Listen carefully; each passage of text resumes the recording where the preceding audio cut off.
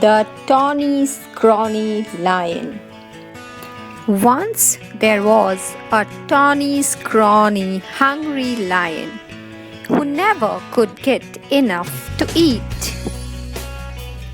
He chased monkeys on Monday, kangaroos on Tuesday, zebras on Wednesday, bears on Thursday, camels on Friday, and on Saturday, elephants. And since he caught everything he ran after, that lion should have been as fat as butter, but he wasn't at all.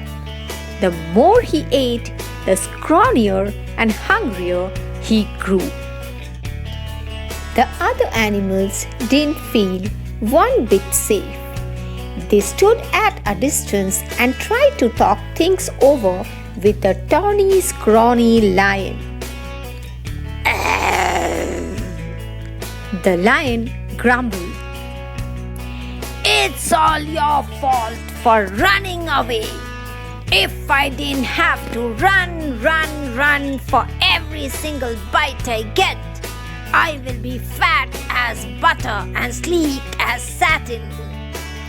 Just then, a fat little rabbit came hopping through the forest, picking berries. All the big animals looked at him and grinned slyly. The bear said, "Oh, you lucky rabbit!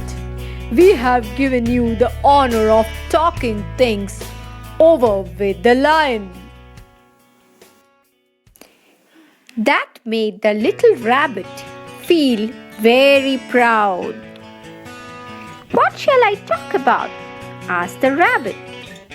"Oh, any old thing, but the important thing is to go right up close to him." Grinned the bear.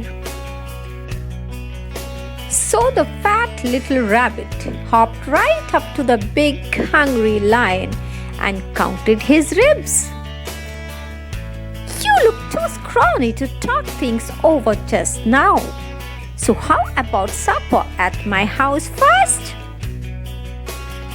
The lion was surprised and asked, "What's for supper?" "Carrot stew," replied the rabbit. That sounded awful to the lion. But then the little rabbit said, "Yes, sir.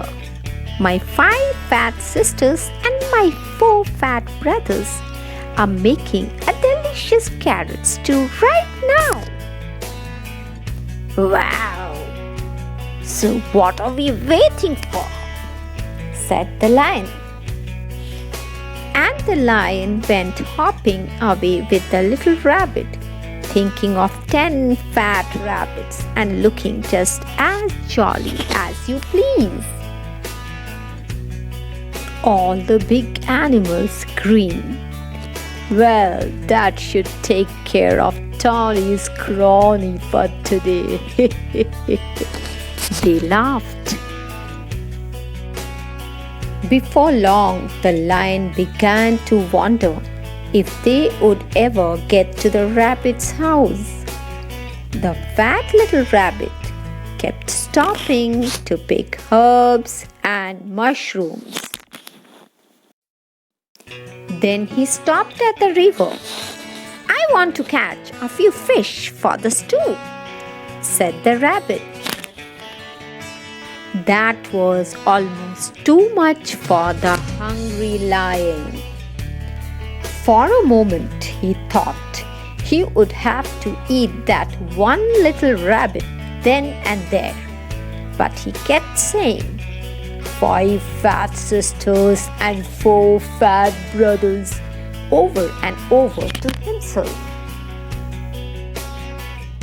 At last the two were on their way again.